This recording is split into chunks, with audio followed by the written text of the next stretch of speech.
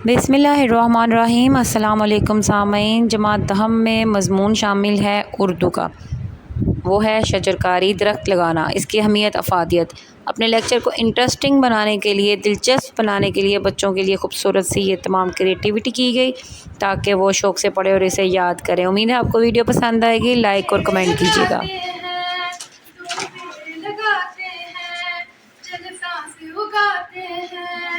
दो पेड़ लगाते हैं, जीने की नई मिलके चल रीत चलाते हैं, दो पेड़ लगाते हैं। ये सब्ज़ वतन अपना सरसब्ज़ बनाना है। अपने माहौल को साफ रखना चाहिए, ज़्यादा से ज़्यादा पेड़ लगाने चाहिए ताकि हमारा मुल्क एक सरसब्ज़ और एक खुशगवार मुल्क बन सके।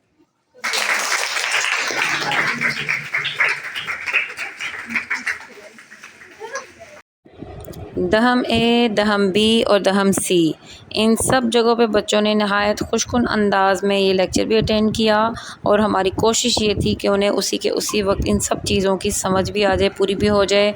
10th ए वालों ने भी एक्ट किया, 10th बी वालों ने भी माशाल्लाह से बहुत अच्छी, सबसे अच्छी तैयारी बल्कि 10th बी की थी। उनके लिए तो क्लैपिंग, सब 10th बी को ज़रूर शाबाश दें।